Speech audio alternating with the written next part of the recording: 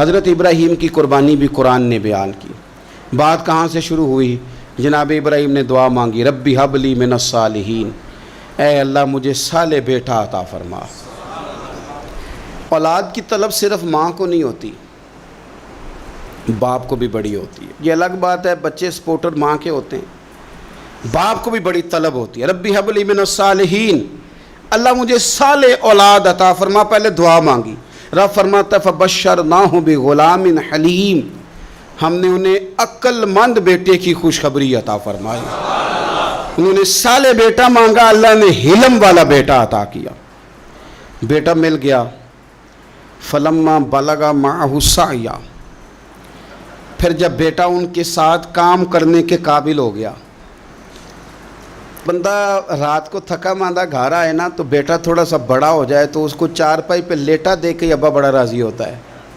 چلے زیادہ شاعروں نے شان اماں کی لکھی ہیں، اس میں شک کوئی نہیں، انہوں نے نہیں ابا کی طرف توجہ دی، ان کی مرضی ہے، تو زیادہ باتیں اماں کے حق میں ہوئیں، پر باپ اور بیٹے کا پیار، بیٹے اور باپ کا پیار، اگر یہ آیتیں قرآن پاک کی کبھی سمجھ میں آ جائیں تو شاید عشق کی ساری داستانیں ختم ہو جائیں۔ بیٹا بھی اپنے باپ سے بڑا ہی پیار کرتا ہے، باپ بھی اپنے بیٹے سے بڑا ہی۔ یہ دعا حضرت ابراہیم نے مانگی، یا اللہ صالح بیٹا دے۔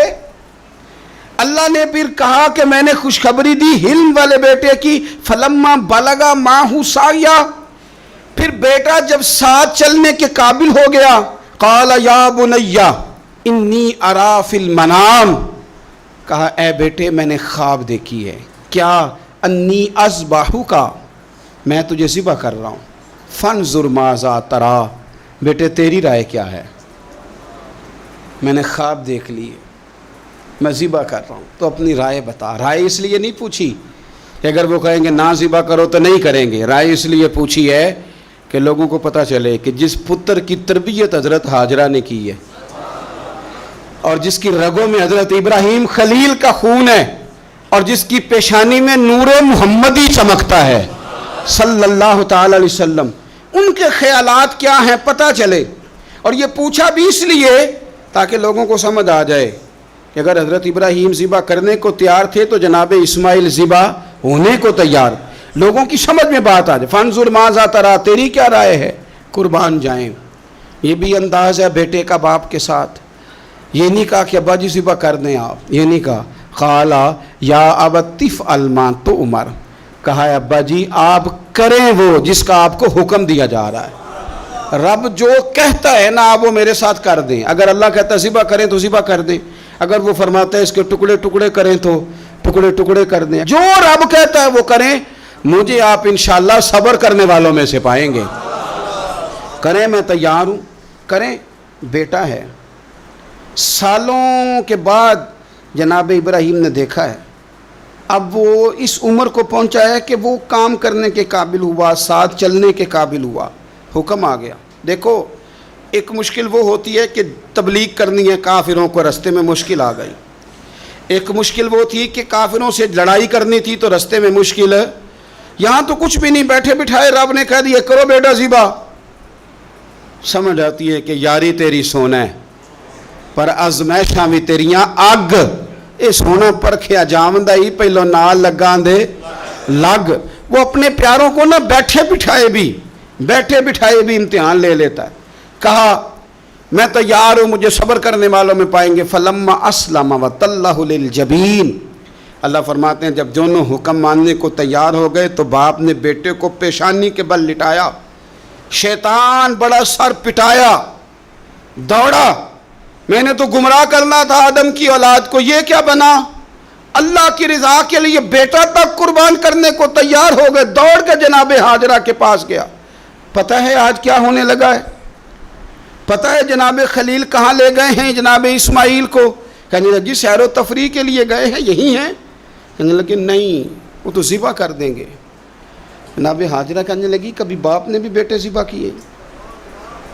کہا ان کا گمان ہے کہ رب کا حکم آیا ہے۔ فرمانے لگی تم مردود شیطان ہے، اللہ کے نبی کا گمان نہیں ہوتا، رب کے نبی کو وحی آیا کرتی ہے، دوڑ جا ادھر سے۔ اگر میرے مالک نے میری گود کا پالا مانگا ہے تو ایک اسماعیل ہے، کاش میری گود میں ہزاروں ہوتے، میں ایک ایک کر کے سارے اپنے رب کے نام پہ قربان کر دے۔ دوڑ کے آیا جناب اسماعیل علیہ السلام، پتہ ہے آپ کے والد کہاں لے جا رہے ہیں؟ فرمایا یہیں سیر کے لیے۔ کہنے لگے نہیں، ان کو تو خواب آئی ہے، رب کا حکم آیا ہے، وہ تو ذبح کر دیں گے۔ تو فرمایا ٹھیک ہے، میرے والد ذبح کریں گے تو میں ذبح ہو جاؤں گا، آپ نے میری بات کو سمجھنا ہے۔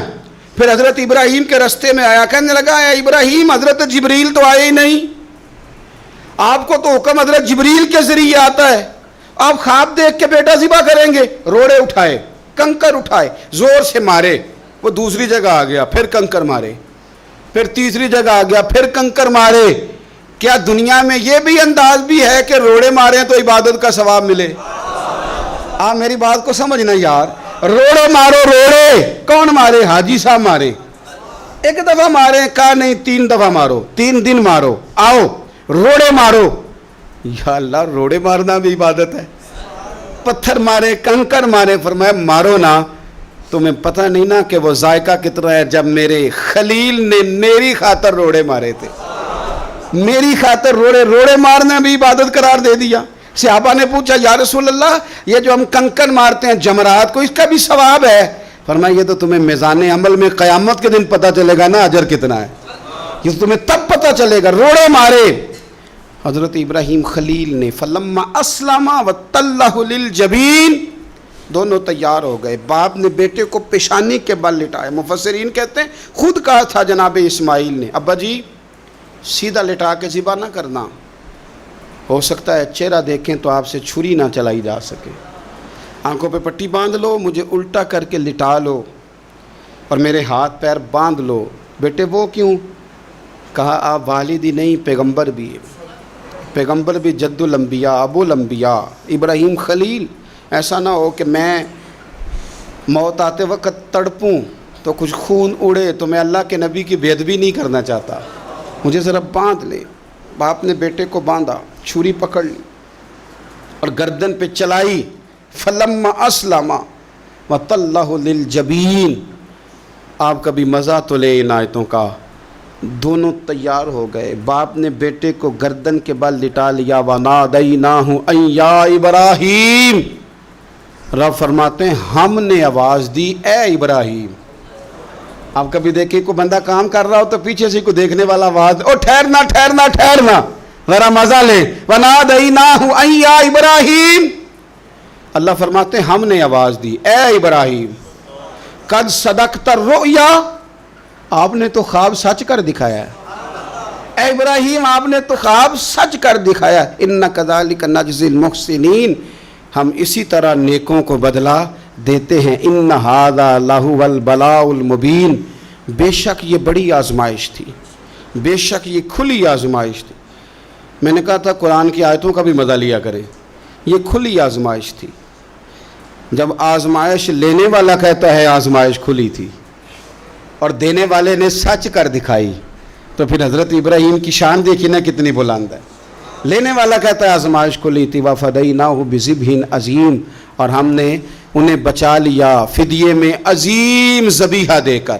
اللہ نے نا پھر دمبا بھیجا جنت سے، حضرت ابراہیم نے چھری چلا دی تھی، روکی کوئی نہیں، چھری چلا دی، اور جب پوری طرح ذبح ہو گیا تو آنکھیں کھولی تو آپ نے دیکھا کہ نیچے دمبا ذبح ہوا پڑا ہے اور جناب اسماعیل دور کھڑے مسکرا رہے ہیں۔ تو حضرت ابراہیم کی زبان سے نکلا اللہ اکبر، اللہ اکبر۔ آپ کی بات سن کے جناب اسماعیل بھی پکارے اللہ اکبر، اللہ اکبر۔ یہ لفظ سنے تو حضرت جبریل بولے، کہنے لگے لا الہ الا اللہ واللہ اکبر۔ جب انہوں نے یہ کہا تو حضرت سیدنا ابراہیم پھر بولے، کہنے لگے اللہ اکبر وللہ الحمد۔ اللہ کو یہ لفظ بھی بڑے پیارے آئے، فرمایا پڑھو نا 9 ذی الحج کی فجر سے لے کر 13 تک پڑھو نا ذرا سارے، اللہ اکبر اللہ اکبر، لا الہ الا اللہ واللہ اکبر، اللہ اکبر وللہ الحمد۔ فرمایا یہ پڑھتے رہو۔ انہوں نے پڑھے تھے مل کے تو مجھے بڑے پیارے لگے۔ فرمایا ہم نے انہیں بچا لیا ایک فدیہ، عظیم فدیہ دے کے، وَتَرَكْنَا عَلَيْهِ فِي الْآخِرِينَ، اور ہم نے ان کے ذکر کو چھوڑا ہے آنے والوں کے لیے۔ کیا لفظ ہے قرآن کے، قربان ہونے کو دل کرتا ہے. یہ بات بیان کر کے پتہ کیا فرمایا؟ رب نے فرمایا خدا خود میر مجلس بود، رب کریم نے فرمایا. کیا فرمایا؟ فرمایا سلام علی ابراہیم. قربان جائیں، سلام علی ابراہیم. کیا بات کہاں ختم ہو رہی ہے، کہاں پہنچ رہی ہے؟ کیا انداز؟ سلام علی ابراہیم، سلام علی ابراہیم. فرمایا سلام ہو ابراہیم پر، سلام ہو ابراہیم پر، سلام ہو. حضور فرمانے لگے غلاموں یاد رکھنا قربانی حضرت ابراہیم کا طریقہ ہے.